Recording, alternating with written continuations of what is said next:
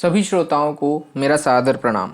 मेरा नाम मोहित और आप सभी सुनने जा रहे हैं मुंशी प्रेमचंद जी द्वारा लिखी कहानी रहस्य मेरी आवाज़ में। विमल प्रकाश ने सेवा आश्रम के द्वार पर पहुंचकर जेब से रुमाल निकाला और बालों पर पड़ी हुई गर्द साफ की। फिर उसी रुमाल से जूतों की गर्द झाड़ी और अंदर दाखिल हुआ। सुबह को वह रोज टहलने जाता है और लौटती बार सेवाश्रम की देखभाल भी कर लेता है। वह इस आश्रम का बानी भी है और संचालक भी। सेवाश्रम का काम शुरू हो गया था। अध्यापिकाएं लड़कियों को पढ़ा रही थीं। माली फूलों की क्यारियों में पानी दे रहा था और एक दर्जे की लड़कियां हरी हरी घास पर दौड़ लगा रही थीं। विमल को लड़कियों की सेहत का बड़ा ख्याल है। विमल एक क्षण वहीं खड़ा प्रसन्न मन से लड़कियों की बाल क्रीड़ा देखता रहा, फिर आकर दफ्तर में बैठ गया। क्लर्क ने कल की आई हुई डाक उसके सामने रख दी। विमल ने सारे पत्र एक एक करके खोले और सरकारी तौर पर पढ़कर रख दिए। उसके मुख पर चिंता और निराशा का धुमिला रंग दौड़ गया। उसने धन के लिए समाचार पत्रों में जो अपील निकाली थी उसका कोई असर नहीं हुआ। कैसे यह संस्था चलेगी? लोग क्या इतने अनुदार हैं? वह तन मन से इस काम में लगा हुआ है। उसके पास जो कुछ था वह सब उसने इस आश्रम को भेंट कर दिया था। अब लोग उससे और क्या चाहते हैं? क्या अब भी वह उनकी दया और विश्वास के योग्य नहीं है? वह इसी चिंता में डूबा हुआ उठा और घर पर आकर सोचने लगा, यह संकट कैसे टाले। अभी साल का आधा भी नहीं गुजरा और आश्रम पर 12,000 का कर्ज हो गया था। साल पूरा होते होते वह 20,000 तक पहुंचेगा। अगर वह लड़कियों की फीस एक एक रुपया बढ़ा दे तो 500 रुपये की आमदनी बढ़ सकती है। हॉस्टल की फीस 2-2 रुपये बढ़ा दे तो 500 रुपये और आ सकते हैं। इस तरह वह आश्रम की आमदनी में 12,000 सालाना की बढ़ोतरी कर सकता है। लेकिन फिर उसका वह आदर्श कहाँ रहेगा कि गरीबों की लड़कियों को नाम मात्र फीस लेकर ऊंची शिक्षा दी जाए। काश उसे ऐसी अध्यापिकाओं की काफ़ी तादाद मिल जाती जो केवल गुजारे पर काम करती। क्या इतने बड़े देश में ऐसी 10-20 पढ़ी लिखी देवियां भी नहीं हैं? उसने कई बार अखबारों में यह ज़रूरत छपवाई थी, मगर आज तक किसी ने जवाब न दिया। अब फीस बढ़ाने के सिवा उसके लिए कोई और रास्ता नहीं था। इसी वक्त उसके द्वार के सामने एक तांगा आकर रुका और एक महिला उतरकर बरामदे में आई। विमल ने कमरे से बाहर निकलकर उनका स्वागत किया और उन्हें अंदर ले जाकर एक कुर्सी पर बैठा दिया। देवी जी रूपवती तो न थीं, पर उनके मुख पर शिष्टता और कुलीनता की आभा जरूर थी। औसत कद, कोमल गाल, चंपई रंग, प्रसन्न मुख, खूब बनी सवरी हुई, मगर उस बनाव संवार में ही जैसे अभाव की झलक थी। विमल के लिए यह कोई नई बात न थी। जब से उसने सेवाश्रम खोला था, भले घरों की देवियां अक्सर उससे मिलने आती रहती थीं। देवी जी ने कुर्सी पर बैठते हुए कहा, पहले अपना नाम बता दूं, मुझे मंजुला कहते हैं। मैंने कुछ दिन पहले लीडर मैगजीन में आपकी नोटिस देखी थी और उसी प्रयोजन से आपकी सेवा में आई हूँ। यूँ तो आपसे मिलने का शौक़ बहुत दिनों से था, पर कोई अवसर न निकाल पाती थी और बरबस आकर आपका कीमती समय नष्ट न करना चाहती थी। आपने जिस त्याग और तन्मयता से नारियों की सेवा की है, उसने आपके प्रति मेरे मन में इतनी श्रद्धा पैदा कर दी है कि मैं उसे प्रकट करूं तो शायद आप खुशामदी समझें। मेरे मन में भी इसी तरह की सेवा की इच्छा बहुत दिनों से है, पर जितना सोचती हूँ उतना कर नहीं सकती। आपके प्रोत्साहन से संभव है मैं भी कुछ कर सकूं। विमल मौन सेवकों में था। अपनी प्रशंसा उसके लिए सबसे कठिन परीक्षा थी। उसकी ठीक वही दशा हो जाती थी जैसे कोई पानी में डुबकियां खा रहा हो। वह खुद किसी के मुंह पर उसकी तारीफ न करता था, इसलिए तारीफ के भूखे उसे तंग दिल समझते थे। वह पीठ के पीछे तारीफ करता था।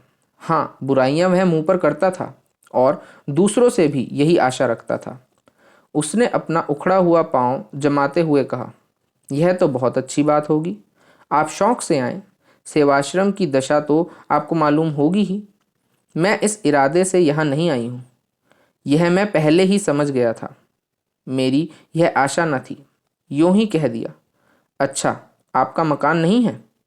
मंजुला देवी का घर लखनऊ में है। जालंधर के कन्या विद्यालय में शिक्षा पाई है। अंग्रेजी में अच्छी लियाकत है। घर के काम धंधों में भी कुशल हैं और सबसे बड़ी बात यह है कि उनके हृदय में सेवा का उत्साह है। अगर ऐसी स्त्री सेवाश्रम का भार अपने ऊपर ले ले तो क्या कहना। मगर विमल के मन में एक प्रश्न उठा। पूछा, आपके पति भी आपके साथ रहेंगे? साधारण सा सवाल था, मगर मंजुला को नागवारा था। बोली, जी नहीं, वह अपने घर रहेंगे। वह एक बैंक में नौकर हैं और अच्छा वेतन पाते हैं। विमल के मन का प्रश्न और भी जटिल हो गया। जो आदमी अच्छा वेतन पाता है, उसकी पत्नी क्यों उससे अलग काशी में रहना चाहती है? केवल इतना मुंह से निकला, अच्छा। मंजुला ने शायद उनके मन का भाव ताड़कर कहा, आपको यह कुछ अनोखी सी बात लगती होगी, लेकिन क्या आपके ख्याल में शादी का आशय यह है कि स्त्री को पुरुष के दामन में छिपी रहना चाहिए? विमल ने जोश के साथ कहा, हरगिज़ नहीं। जब मैं अपनी ज़रूरतों को घटाकर सिफर तक पहुंच सकती हूं, तो किसी पर निर्भर क्यों रहूं? बेशक हम दोनों में मतभेद हैं और उसके अनेक कारण हैं। मैं भक्ति और पूजा को मानव जीवन का सत्य समझती हूँ, वह इसे लचर समझते हैं। यहाँ तक कि ईश्वर में भी उनका विश्वास नहीं है। मैं हिंदू संस्कृति को सबसे ऊंचा समझती हूँ और उन्हें हमारी संस्कृति में ऐब ही ऐब नजर आते हैं। ऐसे आदमी के साथ मेरा निर्वाह कैसे हो सकता है? विमल खुद भक्ति और पूजा को ढोंग समझते थे और इतनी सी बात पर किसी स्त्री का पुरुष से अलग हो जाना उनकी समझ में ना आया। उन्हें ऐसी कई मिसालें याद थीं जहां स्त्रियों ने पति के विधर्मी हो जाने पर भी अपने व्रत का पालन किया। इस समस्या का व्यवहारिक अंग ही उनके सामने था। पूछा, उन्हें कोई आपत्ति तो न होगी? मंजुला ने गर्व के साथ कहा, मैं ऐसी आपत्तियों की परवाह नहीं करती। अगर पुरुष स्वतंत्र हैं तो स्त्री भी स्वतंत्र है। फिर उसने नम्र होकर करुणा स्वर से कहा, यूँ कहिए कि हम और वह 3 साल से अलग हैं। रहते हैं एक ही मकान में, लेकिन बोलते नहीं। जब कभी वह बीमार पड़ते हैं, मैंने उनकी तीमारदारी की है। उन पर कोई संकट आया है तो मैंने उनसे सच्ची सहानुभूति की है। लेकिन मैं मर भी जाऊं तो उन्हें दुख न होगा। वह खुश ही होंगे कि गला छूट गया। वह मेरा पालन पोषण करते हैं, इसलिए उसका गला भराया। एक क्षण तक वह चुपचाप जमीन की ओर ताकती रही। फिर उसे भय हुआ कि कहीं विमल उसे हल्का और ओछी न समझ रहा हो, जो अपने जीवन के गुप्त रहस्यों का ढिंढोरा पीटती फिरती है। इस भ्रम को विमल के मन से निकालना जरूरी था। उसने उन्हें यकीन दिलाया कि आज तक किसी ने उसके मुंह से ये शब्द नहीं सुने। यहाँ तक कि उसने अपने मन की व्यथा कभी अपनी माता से भी नहीं कही।